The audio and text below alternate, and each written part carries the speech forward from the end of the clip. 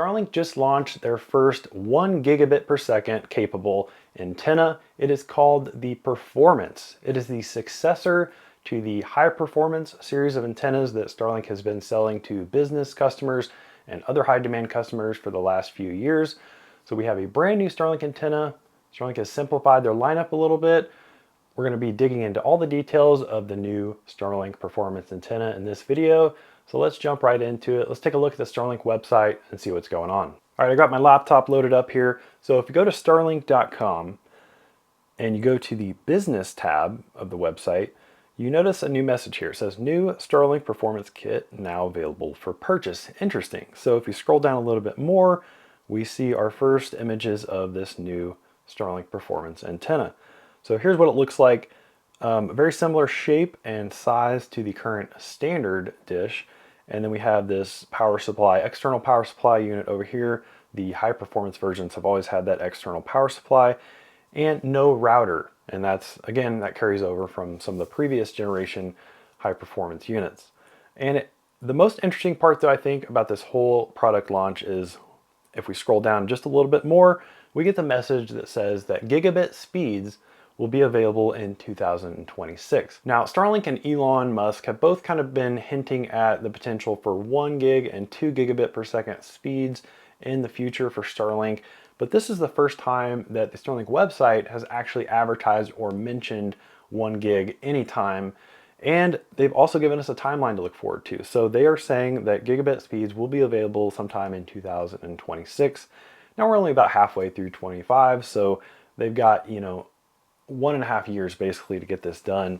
And that kind of tracks with what Elon Musk, just posted on social media the other day, where he was talking about Starship and V3 coming online in the next 6 to 9 months. And that's really going to be the key there to get these higher speeds. But if we read a little bit more into the details on this, on the Starlink business page, it says that Starlink is focused on making network enhancements, which will enable gigabit speeds starting in the most remote places on Earth with the Performance Kit.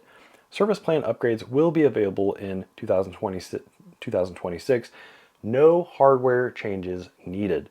That is the key there. So they're saying that gigabit speeds will be available with this performance model, this brand new performance model, and that you won't actually have to upgrade antennas again to get there. So that's why I opened the video with, and the title says that this is the first gigabit per second dish from Starlink, because they are saying that right here on their website, that the performance is what you'll need to get those 1 gig speeds in the future if they come in 2026. We'll get into the specs and features and everything in the kit in a moment here, but I wanted to show you how to order the new performance dish and the price and everything. So while we're on the business page, let's scroll back up and let's go to order now for local priority. Doesn't matter. I'm just going to type in a random address here and click order now. It's going to be available for both local and global priority and with a roam plan, as I'll demonstrate here in a second. But if we go here and we just ignore our service plan for a moment, go down to the hardware options. Now, this is where the business page has changed a little bit. Obviously, you have the new option of ordering the brand new performance kit, which you see the price here, $1,999. So $2,000, pretty expensive, pretty steep, but it's actually a price decrease from the previous high performance MSRP. So if you remember the previous high performance versions, they launched several years ago, and the MSRP on those kits was $2,499, so $2,500. They were just recently marked down, discounted to $1,500, and you can actually still buy it. You can see here the previous generation performance is still available for that $1,499 if you don't want to upgrade to the performance yet. So interestingly, they've also changed the name of those performance kits, the previous generation. So now, if you remember the original high performance, the actuated one with the motor and everything, Starlink is now calling that the Performance Gen 1. The flat high performance, the one that was designed to be used in motion, mounted on top of vehicles and things like that, that is now called the Performance Gen 2. So we can assume moving forward now, the current version of the performance that was just launched, that's called the Performance Gen 3. So confusing names, I don't know why they had to change everything. If you watched my Starlink review after 4 years, that was one of the downsides, as I mentioned, that Starlink's always changing things unnecessarily, in my opinion, just creates confusion, and this is a prime example of that. The other thing that you'll notice about the order page is that they're no longer offering the Enterprise kit. So the Starlink Enterprise kit was basically a business version of the standard Gen 3 kit. So it didn't come with a router, it came with an external power supply, which offered a little bit more power, but it was virtually the same antenna, just in a different configuration for business use. And apparently that wasn't very popular because now it's no longer available on the Starlink website. You're limited to the performance, the previous generation, until they run out of inventory, I assume.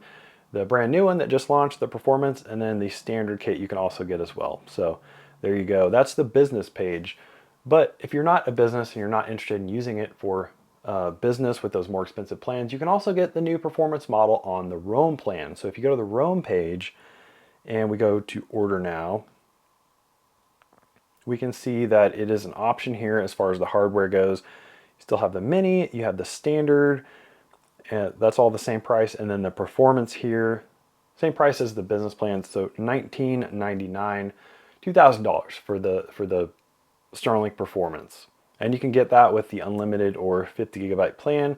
And presumably you'll be able to change that to the 10 gigabyte or even the residential at a later date, even though you can't order it in that configuration right now. All right, now let's take a look at some of the features, specifications, and the changes that they've made. Go to the specifications page on the Starlink website. You get a lot more information here. So you can see some of the overview of what this new performance offers.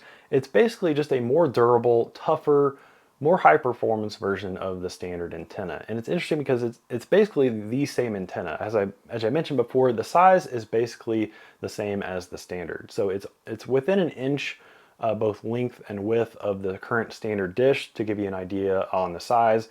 It's gonna be a little bit thicker and overall just a little bit bigger due to the heavy duty kind of aluminum enclosure.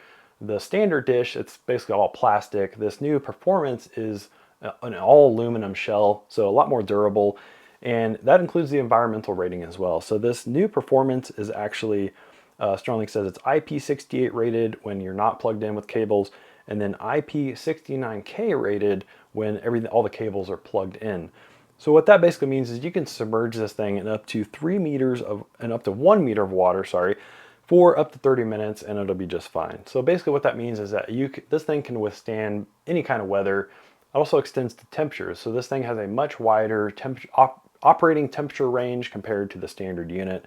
It can operate in -40 Celsius to up to 60 Celsius. And in Fahrenheit, that's -40 Fahrenheit to 140 degrees Fahrenheit. So a wide temperature range there. Wind. This thing, they say it's capable of enduring winds up to 270 kilometers per hour to 170 miles per hour. So incredible stuff there. Other features they mention here, the advanced power supply that's included. The advanced power supply that they're supplying in this new performance kit has both AC and DC input. So it has an AC input of a wide range, anywhere from 100 to 240, 260 or something volts on the AC input. And then interestingly, it has a DC input, a native DC input. So you can supply the advanced power supply with 12 to 56 volts of DC and it'll power the performance dish. That's super interesting. But I think even more interesting is that the advanced power supply has some advanced microprocessor stuff built in, and it's actually like your transfer backup switch. So if you have this connected in like a high demand application, something you need it online all the time, it's critical componentry here, you could have this hooked up to wall power, like an AC power going into the advanced power supply, but you can also have the advanced power supply hooked up to your backup battery system. So you have both AC and DC going into this power supply, and the advanced power supply will switch back and forth between the two whenever it notices some fluctuations on the input voltage. So super cool stuff there. We'll talk more about that power supply here in a second. Let's go look at what's in the box. So you get the Starlink performance antenna, like I had mentioned. You get the advanced power supply, you get the cable. So it comes with a 25 meter or about 82 feet. It comes with that cable. In the previous generation of the high performance, 82 feet was like the longest cable that you could get for the high performance unit. That has also changed with this generation as well. You can get longer cables. You can get up to 50 meters in the Starlink shop, but it does come with that 25-meter cable. You have an AC power cable included, you have the DC power cable included, and then an Ethernet cable to connect your own router. So the performance kit does not come with a router. You can add the Gen 3 router for free with your order if you do want to use a Starlink router. Moving down further to some more specs, we can see that it retains that 140-degree field of view. That was the same as the previous generation high performance, and that is more than the standard, which has a 110-degree field of view. It weighs 11.5 pounds, which is a little bit lighter than the previous version, and it's also a little bit heavier than the standard antenna. We can also see the snow melt capacity here has also increased. So Starlink says this can melt snow at a rate of 3.5 inches per hour. That's more than double what the standard dish can do. And that kind of right there, that stat tells you really one of the big differences between the standard and the performance is that the standard just has a lot less capability in terms of handling weather, severe weather, I should say. So normal rain and snow and everything like that, the standard's fine, definitely meant for home use. The performance, on the other hand, is designed for those more extreme environments. And that's why it has basically double the snow melt capacity. And I believe it actually has a dedicated like built-in heat strip just for that purpose. That's why you're able to get 3.5 inches per hour of snow melting capacity. They also list power consumption. They're saying average between 75 and 100 watts, which is significantly more than the standard dish. But it's also important to note that the peak usage here on this performance antenna is way higher than the standard. So at a peak power consumption, the performance can get up to 240, 250 watts versus the standard, which is 140 or 150 from what I measured in my own testing. Moving on now to that advanced power supply that I was talking about. So you can see here that it is rack mountable for the first time. It's also got an included wall mount that you can use with it. So a variety of mounting methods there. You can see the input power specifications, like I mentioned, 100 to 240 volts on AC, 12 to 56 voltage on the DC input. And it's kind of like almost like a laptop size power supply. So it is a lot bigger than the previous external power supply, but it does have a lot more features as well. So that's to be expected. Interestingly, it does have a PoE output port. So it's got a PoE port that's capable of powering like a third-party router. Actually, interestingly, if you hook up a Gen 3 router, if you buy the Gen 3 router that's compatible with this performance kit, they don't include an AC wall adapter with it. So that's powered over PoE, which I thought was quite interesting. And if we look at the Starlink performance specifications PDF file that's on the Starlink website, we can get some more images of the performance model. You can see that it's got the same shape as the standard antenna, like I already mentioned. You got that advanced power supply. The cabling is different though. So if you remember with the previous high performance generation, it had those weird like Gen 2 style proprietary connectors. So those are gone, thankfully, but they've replaced it with kind of their own unique proprietary connector. So this is mainly on the antenna side for weatherproofing, for waterproofing. So it's got this unique locking connector on one end, and then it has your standard RJ45 Starlink connector on the other end that plugs into the power supply. And you can see some of the mounting points here and the aluminum enclosure, and more of the same that we've already talked about, dimensions and all that. There's a better look, I think, at the advanced power supply. You've got your router port, the PoE port. You've got a network port as well, LAN port, DC input, and the AC input as well. See a little bit more information about that power connector that plugs into the dish side, and then the regular Starlink RJ45 connector that goes into the advanced power supply. Let's take a look at some of the accessories that will be offered with this new performance antenna, because there are quite a few of them. And if we look here, we have the wedge mount and the flat mount. So these are two options that you can pick for free when you order your performance, depending on how you're going to be mounting this. So the wedge mount, it has that nice 8-degree tilt. That's perfect for letting rain and snow melt off. So this will be ideal for vehicles, flat roofs. The flat mount has a less of a tilt, so it's 2 degrees versus the 8 degrees, and it's a lot simpler in terms of form factor and mounting. So again, good for RVs, really any flat roof that you can think of. But we also have, so this is another difference between the previous performance generations and this current one. So previously you had the high performance, which is like the actuated version. That one was targeted toward fixed applications like a stationary business like a building.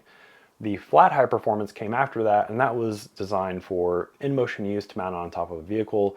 Eventually, though, they just started offering flat high performance for everybody, regardless of what your situation was. Well, now they've combined those two units into this new performance. It's both for fixed and mobile applications, so you have mounts for both as well. So you have the pipe adapter, which can be used to adapt the performance antenna to any existing pipe or mast or whatever you have, whatever mount that you have currently on your business. But then you also have a wall mount unit as well. So this is kind of like the standard dish. It even looks like the same wall mount hardware, just with a different mast and different adapter plate, obviously, for the performance. Moving down the list here on the accessories, you have shorter and longer cable versions. So they allowed you to purchase different lengths from anywhere from 5 to 50 meters of cable that goes between your power supply and the performance dish, depending on what application that you're going to be using it for. So obviously on a vehicle, you don't need quite as long of a cable run, but maybe on a building installation, you might need that full 50 meters. And then one of the really interesting accessories that is going to be available in the fall of 2025, according to this accessory sheet, is the Starlink Performance Connector Field Termination Kit. And this is interesting because they've made this accessory to allow owners of the current, or I should say older, high performance units to upgrade to this new performance dish without rerunning a new cable. So you can use your existing high performance or flat high performance cabling.